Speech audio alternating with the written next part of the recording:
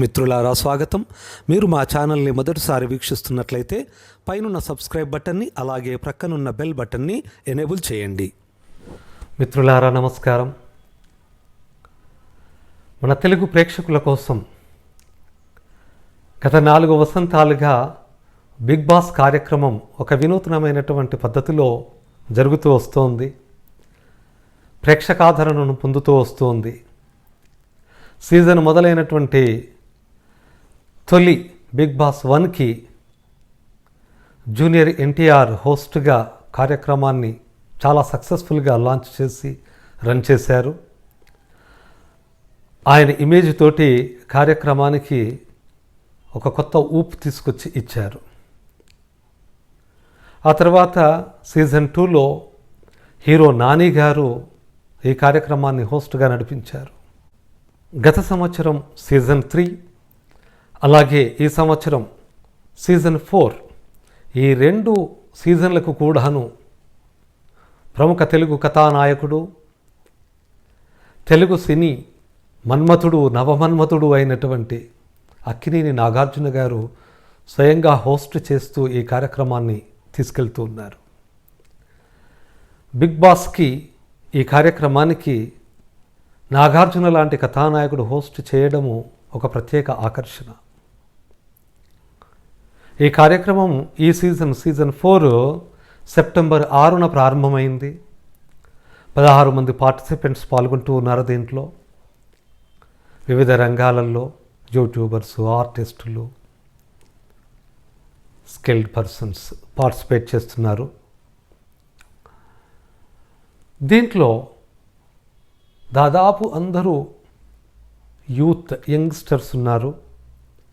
ఉన్నంతలో కొద్ది సీనియర్గా అమ్మ రాజశేఖర్, ఆ తర్వాత ఒక ప్రత్యేక ఆకర్షణగా గంగవ్వ అనే 57 సంవత్సరాల యూట్యూబర్ ఈ కార్యక్రమంలో ఈసారి ఒక ప్రత్యేక ఆకర్షణగా చెప్పొచ్చు. దాదాపు ఇప్పటికీ 2 వారాలు గడిచిపోయింది.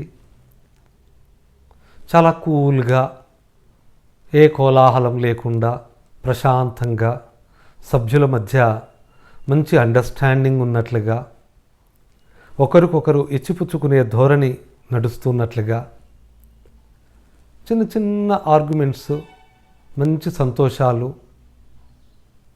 ఇలా పంచుకుంటూ కార్యక్రమం సాగిపోతూ ఉంది. చూస్తూ ఉంటే ఒక వీక్ అయిపోయింది. మొదటి వీక్లో ఫస్ట్ ఎలిమినేషన్ కింద సూర్యకిరణ్ అనేటటువంటి టెక్నీషియన్ ఆర్టిస్ట్ ఎలిమినేట్ అయ్యారు. ఆ తర్వాత 2వ వారం గడిచింది. ఈ 2 వారాలని మనం జాగ్రత్తగా చూసినటువంటి వాళ్ళకి ఏంటంటే కార్యక్రమం ఈసారి చాలా మంచిగా, కూల్గా, ప్రశాంతంగా జరుగుతుంది. సభ్యులంతా కూడా మంచి నడవడికతోటి, మంచి అండర్స్టాండింగ్ తోటి, ఫ్రెండ్లీ వాతావరణంలో కార్యక్రమం వెళ్తుంది అని మనకు అనిపిస్తుంది. శని ఆదివారాలలో హోస్ట్ నాగార్జున గారు వస్తారు కదా.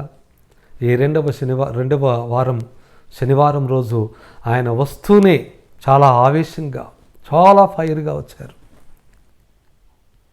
సభ్యుల మీద కొంచెం చిరుకోపాన్ని ప్రదర్శించారు. చిరుకోపం ఏంటి, కోపాన్నే ప్రదర్శించారు. మీకెవరికి కూడాను బిగ్ బాస్ నిబంధనలు తెలియట్లేవు, అర్థం కావట్లేదు, మీకు మీరు డిఫరెంట్గా ఊహించుకుంటున్నారు, ఏదో త్యాగపరులు అనుకుంటున్నారు, గేమ్ని గేమ్లా ఆడడం లేదు, రూల్స్ను పాటించడం లేదు, మీ ఇష్టం వచ్చిన భాషల్లో మాట్లాడుకుంటున్నారు అని కొంచెం ఘాటుగా, గట్టిగా మందలించారు. దాంతో వాతావరణం ఒక్కసారిగా వేడెక్కిపోయింది.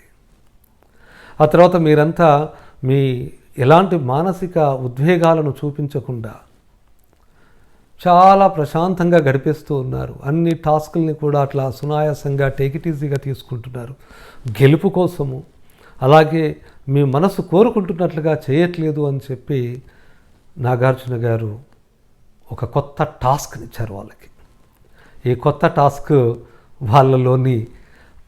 వాళ్ళ మనస్సుల్ని లేపిందని చెప్పవచ్చు. ఆ కొత్త టాస్క్లో ఏంటి అంటే ప్రతి ఒక్కరు కూడా వచ్చేసేసి మిగిలిన వాళ్ళల్లో నుంచి ఒక హీరోని ఒక జీరోని సెలెక్ట్ చేయాలి. హీరో ఎందుకు హీరో, ఆ జీరో ఎందుకు జీరో. ఆ జీరో అని సెలెక్ట్ చేసిన వాళ్ళనైతే మెడ పట్టుకొని తీసుకొచ్చి నిలబెట్టాలి అనేటటువంటి నిబంధన పెట్టారు. కొంచెం ఇబ్బందికరమే, అయినా చేశారు. ఇప్పుడు ఒక్కొక్కరి భావాలు బయటకు వచ్చాయి. ఎందుకంటే ప్రతి ఒక్కరూ ఖచ్చితంగా ఒక హీరోని ఒక జీరోని చెప్పాలన్నటువంటి నిబంధన ఉంది. చెప్పలేను అంటే కుదరదు, ఎవరినో ఒకరు ఉన్నంతలో సెలెక్ట్ చేయాల్సిందే. సో సెలెక్ట్ చేస్తూ ఉన్నారు. అలా తీసుకొస్తూ ఉంటే తీసుకురాబడుతున్నటువంటి వాళ్ళ భావాలు, తీసుకొచ్చే వాళ్ళ భావాలు ఒక విధమైనటువంటి భావోద్వేగాలను కలిగించింది ఆ టాస్క్. దీంట్లోనైతే ఒక దశలో అమ్మ రాజశేఖర్ అదుపు తప్పిపోయాడు, ఏడ్చేశాడు బాగా. నేను ఉండలేను సార్, ఇంకా నన్ను ఇక్కడి నుంచి ఎలిమినేట్ చేయండి అని. మళ్ళీ అక్కడ ఉన్నటువంటి సభ్యులంతా కూడాను, ప్రత్యేకించి గంగవ్వ పెద్దరికం తీసుకొని నువ్వు ఉండాలి, పెద్దోడివి, నువ్వు ఎట్లా వెళ్తావు అని ఓదార్చి, అందరూ కూడా ఓదార్చి, నాగార్జున గారు కూడా నువ్వెంత సీనియర్వి, మనం ఎన్ని సినిమాలు కలిసి చేశాము, అందరూ మనల్ని హీరోనే అంటారా, మనల్ని మెచ్చుకునే వాళ్ళు ఉన్నప్పుడు మనల్ని ఇష్టపడని వాళ్ళు కూడా ఉంటారు, మనమంటే ఇష్టం లేని వాళ్ళు కూడా ఉంటారు, దాన్ని కూడా మనం అర్థం చేసుకోవాలనే విషయాన్ని చాలా చక్కగా చెప్పడం జరిగింది. ఆ తర్వాత కాసేపటికి సద్దుమణిగింది. అలా ఒక టాస్క్ని ఇచ్చి వాళ్ళల్లో ఒక విధమైనటువంటి మానసిక భేదాలను క్రియేట్ చేయడంలో మాత్రం నాగార్జున గారు ఆ టాస్క్ ద్వారా సక్సెస్ అయ్యారని చెప్పొచ్చు. అలాగే ఈ వారం 2 ఎలిమినేషన్లు ఉంటాయి అని అనౌన్స్ చేసి, శనివారం నాడు ఎలిమినేట్ అవుతున్నటువంటి వాళ్ళని డైరెక్ట్గా అనౌన్స్ చేసేసారు.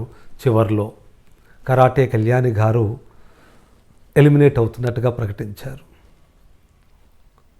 వాళ్ళంతా సర్దుకోవడం, ప్యాకింగ్ అయిపోవడం, ఆదివారం రోజు వాళ్ళు బయటికి రావడము అనేటటువంటి కార్యక్రమం జరిగింది.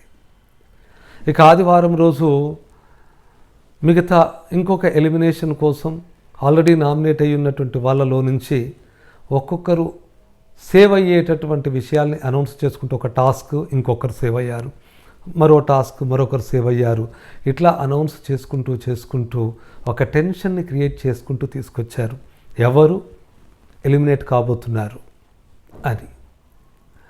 అలా చివరికి వచ్చేసేసరికి నామినేషన్లో ఉన్నటువంటి 2 మిగిలిపోయారు. ఒకరు దత్తడి హారిక, ఇంకొకరు యాక్ట్రెస్ హీరోయిన్ మోనార్. ఇప్పుడు వీళ్ళిద్దరిలో ఒకరు ఎలిమినేట్ కావాల్సి ఉంటుంది అని. అయితే దీనికి నాగార్జున గారు మరో నియమం పెట్టారు.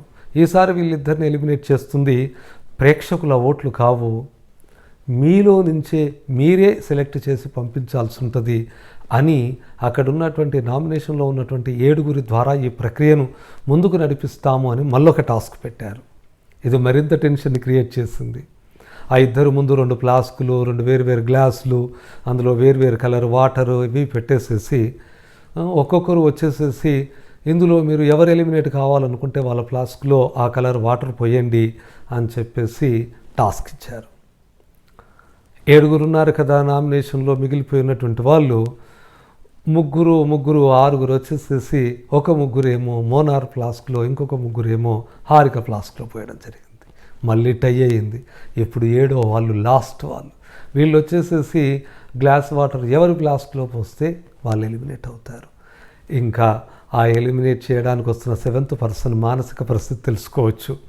నా వల్లనే అనుకుంటారని చెప్పేసి వాళ్ళు ఎంతో ఫీల్ అవుతూ, చాలా ఇబ్బంది పడుతూ, తడబడుతూ వచ్చేసి చివరిగా ఈ దత్తడి హారికకు సంబంధించినటువంటి ఫ్లాస్క్లో ఆ కలర్ వాటర్ పోయడం జరిగింది. దాంతో నాగార్జున గారు అనౌన్స్ చేశారు, హారిక ఈజ్ అవుట్, ఎలిమినేటెడ్ అని. వెళ్ళిపోయి ప్యాక్ చేసుకోండి, ఏర్పాట్లు చేసుకోండి అని వెళ్ళిపోయారు. బ్యాగులు సర్దుకున్నారు. స్టోర్ రూమ్ నుంచి ఓపో ఫోన్ తీసుకొచ్చి సెల్ఫీ ఫోటోలు దిగారు. అందరు కలిసి ముచ్చట్లు, ఇంకా వీడుకోలు, హగ్లు, ఓదార్పులు, జాగ్రత్తగా అని చెప్పడాలు, అలాగే వెళ్తున్నటువంటి హారిక అందరికీ విషెస్ చెప్పడం, బాగా ఆడండి, గొప్పగా ఆడండి, నేనేమైనా తప్పు చేస్తే ఎవరైనా హర్ట్ అయితే క్షమించండి అని ఇలా అన్నీ చెప్పుకోవడం, అందరు కలిసి అలా గేట్ వరకు వచ్చేసేసారు, డోర్ వరకు సెండ్ ఆఫ్ ఇవ్వడానికి. నిజంగా అందరూ చాలా భావోద్వేగాలతో కనెక్ట్ అవుతూ ఉన్నారు. ఆ మోనార్ అయితే ఎంతగా అసలు ఫుల్ ఎమోషనల్గా ఏడ్చేస్తుంది. తన వల్లనే ఈ అమ్మాయి వెళ్ళిపోతుందేమో, నేను వెళ్ళిపోవాల్సింది, ఈ అమ్మాయి వెళ్ళిపోతుందేమో అన్నట్లుగా ఆ అమ్మాయి చాలా ఏడ్చేస్తుంది. ఇలా అంటే ఒక బాండింగ్స్ అయితే ఎమోషన్స్ అయితే బాగా క్రియేట్ అవుతూ ఉన్నాయి ఇక్కడ. అయితే అందరూ డోర్ దగ్గరికి వచ్చారు సెండ్ ఆఫ్ ఇవ్వడానికి. అంత హడావుడి జరుగుతుంది, కానీ ఎంతకీ ఆ గేట్ ఓపెన్ కావట్లా. కాసేపటి తర్వాత నాగార్జున గారు మరో అనౌన్స్మెంట్ చేశారు, మీరందరూ లివింగ్ రూమ్కు రండి అని. అందరిలో ఉత్సాహం, సంతోషం. ఎలిమినేషన్ లేదు, హారిక వెళ్ళిపోవట్లేదు, మనతోటే ఉంటుంది అని కేరింతలు అల్లరి చేసుకుంటూ వచ్చి నాగార్జున గారికి థ్యాంక్స్ సార్ అని వాళ్ళ కృతజ్ఞతలు చెప్పుకోవడాలు, హక్ చేసుకోవడాలు, వాళ్ళ సంతోషాలను ఎట్లా వ్యక్తం చేశారో చాలా భలే ముద్దనిపించింది. ఆ తర్వాత నాగార్జున గారు గట్టిగా వార్నింగ్ ఇచ్చారు, ఇది ఎందుకు చేశాము, ఇలా ప్రతిసారి ఏమీ ఉండదు, ఈసారి మీకు అవకాశం ఇస్తున్నాం, ఎందుకంటే మీ అంతటా మీరుగా ఇక్కడ వచ్చేసి ఎలిమినేషన్ ప్రాసెస్కి నామినేట్ చేసుకోవడానికి వీల్లేదు. మీరు వచ్చేదే ఇక్కడ ఆడడానికి, పార్టిసిపేట్ చేయడానికి, మీలోని టాలెంట్ని, మీ గేమ్ని బయటికి తీయడానికి, చివరి వరకు పోరాడి గెలవడం కోసం ఇక్కడికి వచ్చేది. కానీ మీరు ఏదో గొప్ప అనుకొని నేను ఎలిమినేట్ అవుతా, మీకోసం నేను త్యాగం చేస్తా అన్నట్టుగా మీరు వస్తున్నారు. అది తప్పు.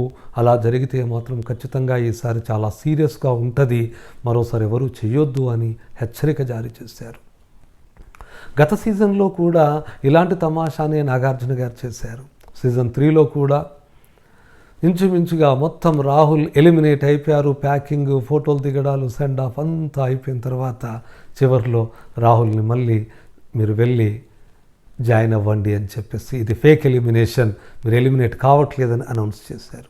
అందరిలో ఉత్సాహం. అఫ్కోర్స్ ఆ సీజన్లో అలా ఫేక్ ఎలిమినేట్ అయ్యి మళ్ళీ కంటిన్యూ అయినటువంటి రాహులే విన్నర్గా నిలిచాడు.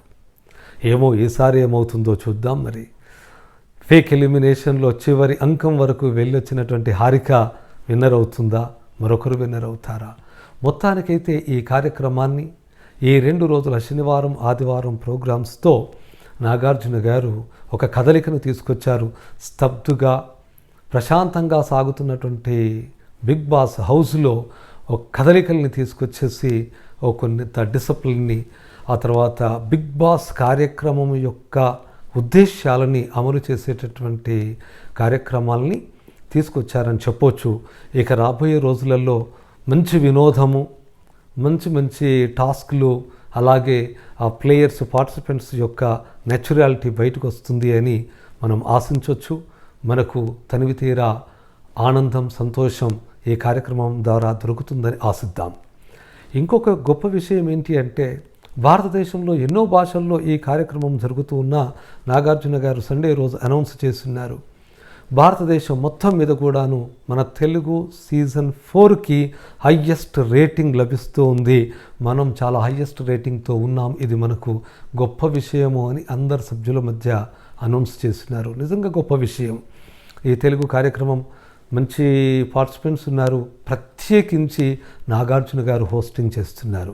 అది ఈ కార్యక్రమానికి చాలా చాలా ప్లస్ ఆకర్షణ అని చెప్పవచ్చు. దానివల్ల కూడా రేటింగ్ ఆ రేంజ్లో ఉండుండొచ్చు. ఇంకొక విషయం ఏంటంటే, ఇంతకాలం వాయిదా పడుతూ వచ్చినటువంటి 6 నెలల తర్వాత ప్రారంభమైనటువంటి ఐపీఎల్ కూడా ఇదే టైంకు జరుగుతూ ఉంది. ఐపీఎల్ ప్రత్యక్ష ప్రసారాలు కూడా సుమారుగా అదే టైంలో జరుగుతూ ఉన్నాయి. అయినా సరే ఐపీఎల్ను తట్టుకొని కూడా ఈ బిగ్ బాస్ కార్యక్రమం ముందుకు వెళ్తుందని, విజయవంతమవుతుందని, అందరికీ కూడాను సంతోషాలను ఇస్తుంది అని మనకు ఒక విధమైనటువంటి, అంటే మనం ఇంటి దగ్గర ఉండి అట్లాంటి కార్యక్రమాలను చూస్తూ వినోదాన్ని పొందడం కోసం ఆ కార్యక్రమాలను చూస్తూ ఉంటాం. అలాంటి వినోదం ఈ కార్యక్రమం ద్వారా మనకు పుష్కలంగా దొరుకుతుందని ఆశిద్దాం. ఇప్పటివరకు అందులో మొదట్లో 16 మంది సభ్యులు ఉన్నారు, 2 ఎలిమినేట్ అయ్యారు, అలాగే 2 కొత్త వాళ్ళు తిరిగి నామినేట్ కూడా అయ్యారు. ఇప్పుడు కూడా మళ్ళీ బిగ్ బాస్ హౌస్ తిరిగి నిండుగా 16 మందితోటి ఉంది. ఇక రాబోయే కార్యక్రమం అంతా కూడాను చాలా ఉత్సాహంగా, ఉద్విగ్నంగా, ఆసక్తికరంగా మనకు సంతోషాలను పంచే విధంగా సాగుతుందని ఆశిద్దాం. అందులోని పార్టిసిపెంట్స్ అందరికీ కూడాను మనం ఆల్ ది బెస్ట్ అని చెప్తాం.